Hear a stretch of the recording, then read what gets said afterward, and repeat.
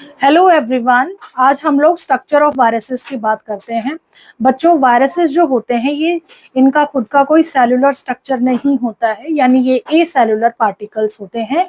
Basically इनके अंदर एक जेनेटिक मटेरियल होता है जो डीएनए या आरएनए के फॉर्म में हो सकता है और वो आपका कोर बनाता है। ये जो कोर होता है ये एक प्रोटीन कोट से प्रोटेक्टेड रहता है और उसी प्रोटीन कोट को हम लोग कैप्सिड बोलते हैं।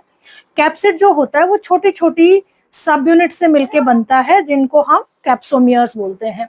कुछ वायरसेस ऐसे होते हैं जैसे अपना हर्प्स वायरस हो गया, इन्फ्लुएंजिया वायरस हो गया, इनके पास में एक एडिशनल मेम्ब्रेन भी होती है और उस एडिशनल मेम्ब्रेनियस स्ट्रक्चर को हम लोग लिपोप्रोटीन बोलते हैं। वो वायरस जो होता है बेसिकली न्यूक्लियोप्रोटीन्स होते हैं, यानी इनके पास में न्यूक्लिक एसिड होता है और प्रोटीन होता है। जो न्यूक्लिक एसिड्स होते हैं वो या तो डीएनए हो सकते हैं या आरएनए हो सकते हैं। अगर हम बात करें इन जनरल तो ये जो न्यूक्लियोप्रोटीन होता है इसके अंदर न्यूक्लिक एसिड और प्रोटीन कोड और न्यूक्लिक एसिड दोनों होते हैं।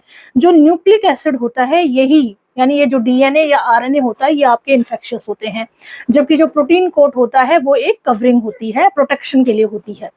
इन जनरल जो वायरसेस होते हैं वो प्लांट्स और एनिमल्स दोनों को इन्फेक्ट करते हैं। प्लांट्स को जो इन्फेक्ट करते हैं वायरसेस, उनके पास में सिंगल स्ट्रैंडेड आरएनए होता है, और जो एनिमल्स को इन्फेक्ट करते हैं उनके पास में सिंगल या डबल स्ट्रैंडेड आरएनए हो सकता है। या बैक्टीरियोफाज एक वायरस होता है जो बैक्टीरिया को इन्फेक्ट करता है।